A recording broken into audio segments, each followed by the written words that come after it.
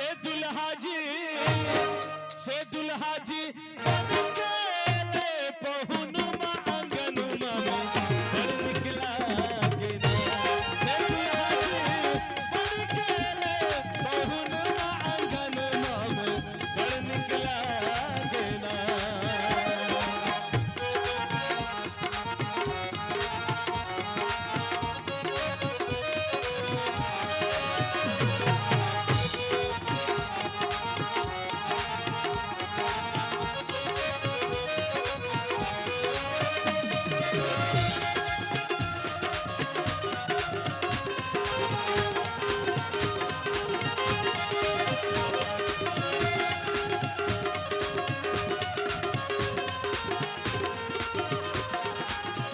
माथ में बाग आँख में काजल टीका शोभे चंदनवाया।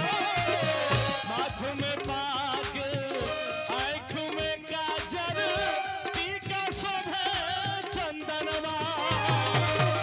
सब सखी सब मंगल गावे, सब सखी सब मंगल गावे। घर निकला के रायो पहुनवा, घर निकला के ना। से दुल्हा जी से दुल्हा जी से दुल्हा जी बन के पहुनवा आंगनवा घर निकला के ना। से दुल्हा जी बन के पहुनवा आंगनवा घर निकला के ना।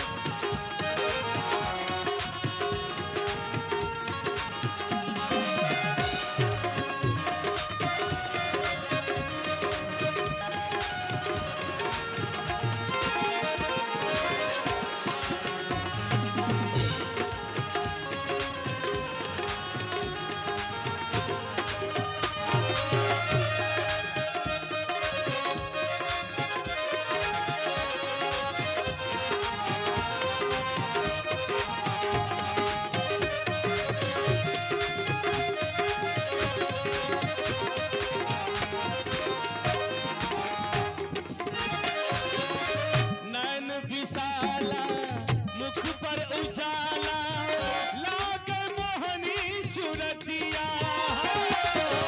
नैन विशाला मुख पर उजाला लागे मोहनी सुरतिया।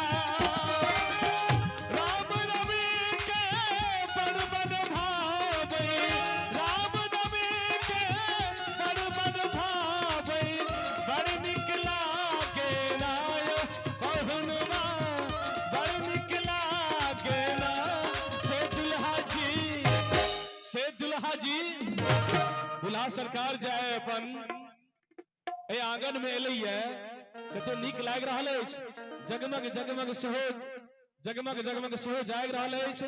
और पूरा ए समाज के नगरी के सब गोटा ए दुल्हा के स्वागत हुनका देखक लेल और बर वधु के आशीर्वाद देबक लेल सेहो आयल छथिन। तो चली हिनका सब गोटा दिल से हृदय से प्रेम से श्रद्धा से भाव से आशीर्वाद दी, ताकि हिनकर आय से जीवन दोनों के जीवन सब दिन सदा सुखमय जीवन बीते। बड़ निकला के नया पहुनवा,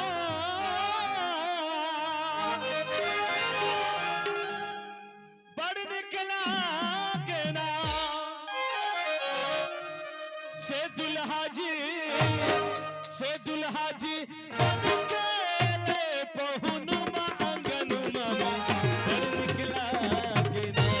से दुल्हा जी अकेले पहुनुमा आंगनुमा घर निकला के ना।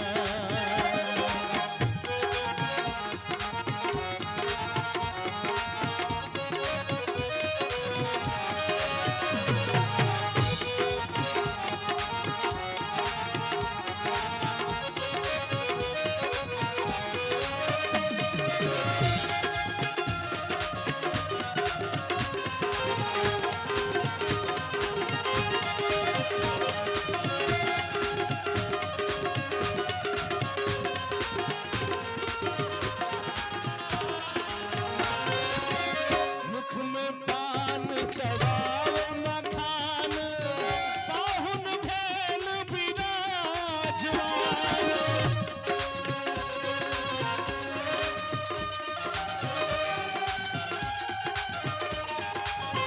मुख में पान चबावे मखान पाहुन भेल विराजमान हृदय मन से कमल फुलायल हृदय मन से कमल फुलायल बड़ निक लागे ना हो दुल्हवा बड़ निक लागे ना से दुल्हा जी से दुल्हा जी से दुल्हा जी बन के पहुन आंगन में बड़ निक लागे ना से दुल्हा जी बन के पहुन आंगन में बड़ निक लागे ना दुल्हा जी बन के पहुन आंगन में बड़ निक लागे ना से दुल्हा जी बन के पहुन आंगन में बड़ निक लागे ना से दुल्हा जी बन के पहुन आंगन में